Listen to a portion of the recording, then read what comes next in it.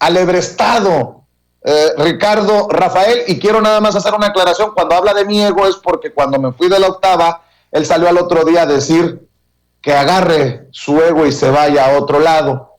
Y bueno, nada más como contexto para que entiendan a qué nos referimos. Ricardo Sevilla es coordinador de opinión y de investigaciones especiales en Regeneración MX y miembro de esta familia sin censura. Te saludo con mucho gusto, maestro. Querido Vicente, buen día, público. ¿Cómo están? Fíjate que pues aquí, le estás haciendo un favor muy grande al doctor Ricardo Rafael, al doctor del CIDE, al sobrino de Miguel de la Madrid, porque estás interpretando su Twitter. Tú, como muchos, interpretamos que es una pregunta, pero en realidad es una afirmación. Él quiere preguntarte si tú vas a ser un árbitro neutro, pero lo está afirmando.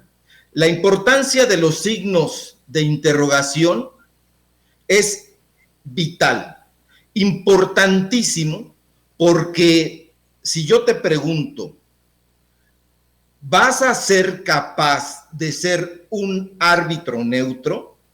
Si le quito los signos, va a cambiar sustancialmente. ¿Vas a ser capaz de ser un árbitro neutro? Suena como una profecía, un vaticinio, y prácticamente lo está asegurando, pero no se da cuenta el doctor. No se da cuenta el doctor del CIDE, el que habla desde la élite, el que ha perdido el piso, y ha perdido el piso porque antes yo pensaba, conjeturaba, que él, como los otros, en realidad estaban actuando de una manera perversa. Y sí lo están haciendo, pero no de una manera consciente. Y explico por qué. Estos señores no tienen idea de lo que está pasando en el mundo real. Y no solamente en el mundo real en México, sino concretamente en el mundo del periodismo. Si ellos supieran que un editor, que un reportero, que un periodista en un medio de comunicación, el que quieran, Excelsior, Crónica, La Razón, La Jornada, etcétera, está ganando aproximadamente entre 5,000 y 8,000 pesos mensuales, se irían para atrás, porque ellos han perdido el contacto con la realidad, de tal suerte que este señor contestó, bueno, yo sí recibí, y no recibí yo, sino recibió mi sociedad civil, que es la que yo represento, 1,800,000 y tantos mil pesos, y además 600,000 pesos más de anticipo, lo cual casi da 2,5 millones por una serie que se transmite un programa, uno a la semana. Entonces, si tú te pones a pensar que estos sujetos por temporada, programa semanal, reciben 2,5 millones más el sueldo que cobran por conducirlo, te vas para atrás porque dices, ese dinero no lo tendría ningún periodista, ningún editor, nadie que trabaje en la redacción de un diario, de un periódico, de una revista. Estos señores ganan esas cifras impresionantes y no se han dado cuenta de que el resto del mundo del periodismo tiene salarios ínfimos. Entonces, este hombre, como estuvo corriendo en Los Pinos como sobrino predilecto de Miguel de la Madrid, entonces ha perdido absolutamente el contacto con la realidad del pueblo mexicano, pero también la realidad del gremio periodístico. Y esto es increíble, porque te das cuenta que viven en la burbuja que acusaba Jorge Ramos, que acusa a todos de vivir en una burbuja, acusó a Maduro, acusó a López Obrador, acusa a todo el mundo de vivir en una burbuja. Pero en realidad estos tipos son los que viven en una burbuja, que se trasladan en helicópteros, que se trasladan en aviones, que se trasladan en autos de lujo, que no tienen esa sensibilidad con el sufrimiento del pueblo y no la han tenido jamás, porque provienen de una élite, y es una élite feroz. ¿Por qué? Porque son opinólogos clasistas, y ahora están a todo lo que dan, porque sus infamias no tienen fin, Vicente. Lanzan dardos pestíferos, saetas venenosas por doquier. Sus burlas, sus insultos y sus agravios, no solamente contra el presidente, contra el gobierno y lo peor, contra la gente, contra las mexicanas y contra los mexicanos, que burlonamente llaman, como Guillermo Sheridan, precisamente en el Universal, el pueblo bueno, u otros, el populacho, la plebe, la naquiza, se han agudizado. Y precisamente es por eso, porque se les ha permitido, cubiertos por el poder de los gobiernos federales anteriores, crear una burbuja elitista para que el periodismo pierda contacto con la sociedad. Es increíble, se dicen periodistas, maestros, doctores graduados en universidades extranjeras, pontifican contra la patria, porque se burlan de la patria y de los conceptos que tienen que ver con la patria, la nación, el arraigo. Hay una narrativa para denostar todos estos conceptos promovida por ellos. Y desde los púlpitos neoliberales, que son estos periódicos, pronuncian sus arengas contra los ninis, contra los pobretones, contra los prietos, contra todo ese discurso que tiene que ver con el pueblo. Se mofan, están, como dice una frase que incluso Octavio Paz pone en El laberinto de la soledad, para que no se crea que es nada más algo que el pueblo dice, chingaqueditos. Están de chingaqueditos. Y después lanzan la piedra y esconden la mano, se mofan, se burlan. Pero los periodistas no solamente, sino además los funcionarios públicos. Hay que recordar a este tipo, el que defiende precisamente a Ricardo Rafael, a Lorenzo Córdoba, que en 2015 se burló de un líder indígena, se mofó, y en un falso acto de contrición, el tipo salió con una hipócrita muestra de arrepentimiento y dijo: yo siempre he tenido respeto hacia los indígenas y hacia las minorías, jamás, nunca, pero pidió disculpas en CNN, en Milenio, en el Universal, en todas partes, y le permitieron que continuara en el puesto. Pese a todo esto, Ricardo Rafael en ese momento y hoy mismo continúa en la asamblea del CONAPRED, y como un burócrata dice: eso no me tocaba, porque yo se lo señalé en el primer artículo que yo escribí en Regeneración MX. Le dije: tú no dijiste nada, te alzaste de hombros cuando debiste pronunciarte, junto con Luis de la Calle y todos los amigos que estaban en ese consejo, en contra de este racismo, y no lo hizo. Se cruzó de brazos, lo dejó pasar, pero era una afrenta contra el pueblo mexicano, contra los pueblos indígenas, contra las personas, y no podía dejarse pasar.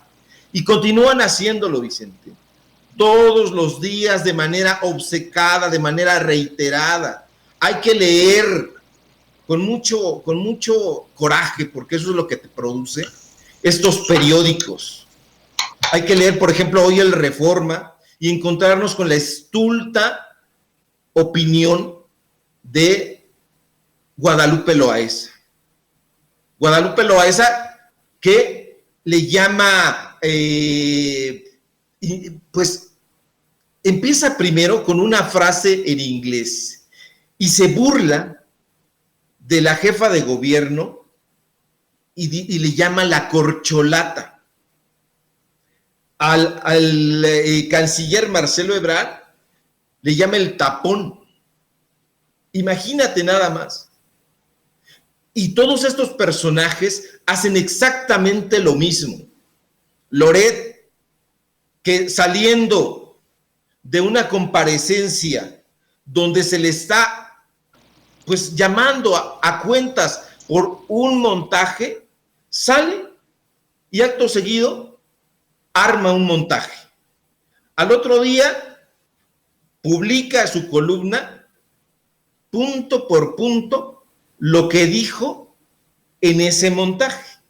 Hay que ver la columna que publicó y es exactamente lo que dijo en el video. No le cambió nada. Se lo permitieron en el Universal. Se lo permitió el dueño, el empresario corrupto, priista, Eli Ortiz. Pero de él no dice nada. Con esa sonrisa desencajada que le da cierto aspecto de guasón siniestro, Loret arma un montaje un día sí y otro también. Lo señalan, porque sí, Julio Hernández López está diciendo que hizo un montaje. Carmen Aristegui está diciendo que hizo un montaje. Pero ya se están dando valor y es algo que yo no me explico, porque nosotros lo hemos denunciado desde siempre. Lo sabíamos. Y aquí comparto algo que no había dicho públicamente. Yo trabajé con Jorge Garralda en A Quien Corresponda. Y con Jorge Garralda se hacían montajes. Cuando yo salí de la carrera de Ciencias de la Comunicación, estudié en la UNAM, unos compañeros y muchos habían esas tonterías que les llaman las prácticas profesionales y nos daban el cebo de que nos iban a dar trabajo. Y ahí íbamos los periodistas, los comunicadores esperanzados de que nos podían dar un trabajo a trabajar gratis para la televisora de ese personaje siniestro que es Benjamín Salinas Pliego. No quiero decir Ricardo porque me da vergüenza que se llame así. Pero en la televisora este personaje está, y no sé si ahora esté atestada, de estudiantes de comunicación recién egresados, de periodistas recién egresados que trabajan gratis desde las 8 de la mañana hasta las 10 de la noche, todos los días, para que funcione eso. Nosotros lo hacíamos con Jorge Garralda, nos llamaban las gárgolas. Y las gárgolas íbamos a todos lados y la gente se nos acercaba llevándonos su caso, pensando que podríamos ayudarlo y llevarlo ante el no se deje. Pero este tipo es y era un hipócrita, igual que Loret, igual que la mayoría de estos tipos que han creado montajes y que han engañado a la población y que le han hecho creer que están ayudando porque son buenos a los prietos, a los pobretones, a los nacos, a los jodidos, y así como nos llaman una y otra vez. Este señor, yo recuerdo que daban unas despensas que además no pagaba la televisora, porque todas estas cosas armadas que ellos hacen, como el juguetón y todas estas tonterías, la gente va y deja los juguetes y ellos separan el cuello, como decimos popularmente, y los entregan. Entonces, toda la gente va a pedir esperanzada a que le dan. Y yo recuerdo que entregué una despensa y una señora iba con las uñas pintadas, iba arreglada, se notaba que era una mujer con necesidades grandes, económicas, pero se puso su mejor atuendo para presentarse en la televisora. Yo le entregué la despensa y me regañaron. Me cagaron, porque se la di y me dijeron, ¿por qué se la diste? Si no la necesitaba. Porque ellos quieren que la gente vaya en condiciones de pordiosero, que vaya con la ropa desgarrada, y cuando se hacían los reportajes, los en vivos, se decía, a ver, póngase en ese charquito. ¿No tiene otra ropa más jodida? ¿Para qué? Para llegar al corazón del pueblo mexicano, porque el pueblo mexicano se conduele, es sensible ante las adversidades y estos tipos lo saben perfectamente y se aprovechan de eso. Hoy están saliendo los periodistas, estos periodistas que estaban en la jornada desde hace mucho tiempo, Julio Astillero, Carmen Aristegui, a quienes yo respeto por lo demás, pero ¿por qué no lo dijeron en su momento? ¿Por qué no lo denunciaron? Porque esto existe no de hoy, Vicente, no de ayer. Nosotros lo estamos dando a conocer ahora con nombres, apellidos, documentos y todo, y los invitamos al debate frontal y nos llaman beligerantes, nos llaman youtuberos. Siguen pensando que ellos son la élite, los dueños de la verdad. Y les demostramos, incluso en lo más mínimo, en lo más nimio para ellos, que no saben ni escribir estos doctores desde su élite. Ricardo Rafael no aceptó el debate porque se sintió peligrar, pero no peligrar porque nosotros lo fuéramos a lanzar una bravata, se sintió peligrar porque lo íbamos a exhibir con sus contratos, con su currículo, con todo lo que él hace y representa, y que no quiere reconocer, y que va a oprimir un botón en determinado momento y nos va a bloquear, como hacen todos estos sujetos. Superados los argumentos, oprimen un botoncito para bloquearte y creen que con eso van a lograr tapar el sol con un dedo y que las cosas cambien, a callarte. Y eso no va a suceder porque hay una nueva conciencia colectiva en México, hay un nuevo periodismo más vigoroso, valiente, libre, cansado de todas esas mentiras y de todas esas injusticias perpetradas desde los monopolios bajo la égida de los gobiernos federales anteriores. Calderón, Salinas, Fox, Zedillo, el que tú quieras. No dice nada de Junco, de los negocios sucios de Junco, de lo que hizo su hija en Exim. Dicen que no lo sé pronunciar. Qué bueno, me alegro, porque yo no sé pronunciar estulticias que tienen que ver con siglas de una organización que se encargaba de prostituir a las personas, de venderlas. Dejémonos de eufemismos. Eran unos cabrones, delincuentes, que prostituían a las mujeres, que las marcaban, y ahí estuvo involucrado el hijo de Salinas de Gortari, y ahí estuvo involucrada la hija del dueño del Reforma, y ni una nota informativa, ni una sola, le dedicaron. ¿Por qué? Porque son sus patrones. En el Universal, ¿qué hacen?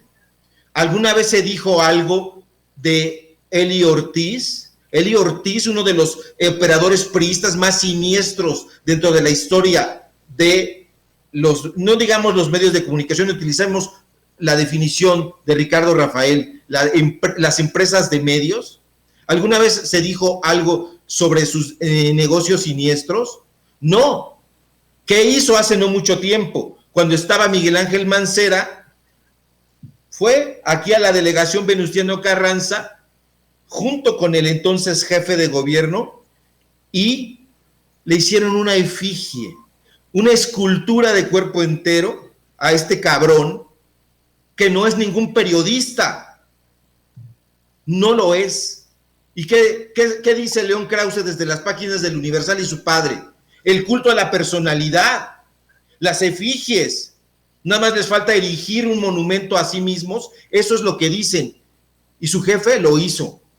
¿Y qué han dicho? Nada. Héctor de Mauleón, este sujeto García Soto, que tiene información, pero no porque la investigue, porque le llega, porque se le dan en el Hotel Presidente, donde se reúne con sus digamos, fuentes. Esto que dice en el artículo de hoy, en todos sus artículos, fuentes cercanas, fuentes confiables, fuentes de primerísimo nivel.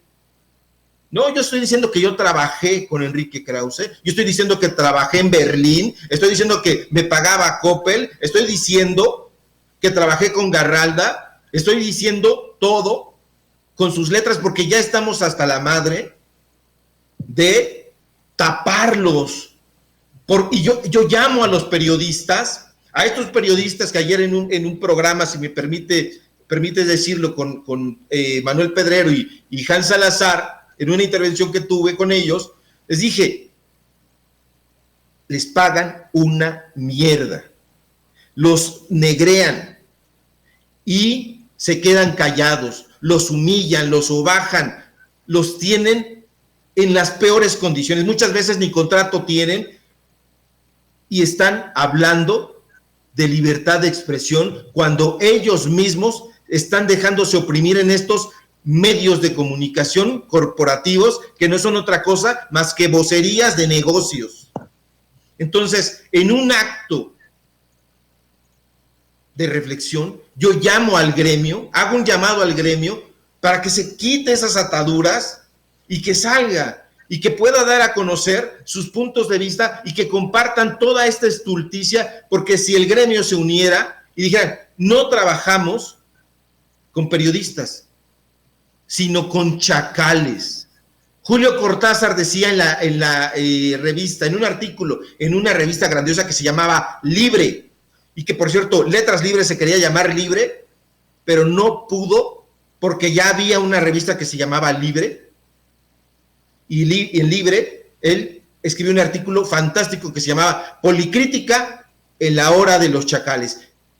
Estamos viviendo precisamente en eso que Julio Cortázar llamaba policrítica en la hora de los chacales. Yo invito a que lean ese artículo, está por ahí en algún lugar de la red, estoy seguro, si no yo al rato lo comparto, pero es importante hacer un llamado, querido Vicente, público, al gremio periodístico, a que nos unamos, a que compartamos información para hacer un edificio sólido del periodismo, como debe ser, neutral, serio, comprometido, con valores, con ética, que estos sujetos no tienen, que les pagan para ladrar estulticias, para botar basura.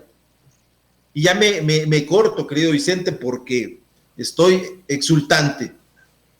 Oye, maestro, porque la mencionaste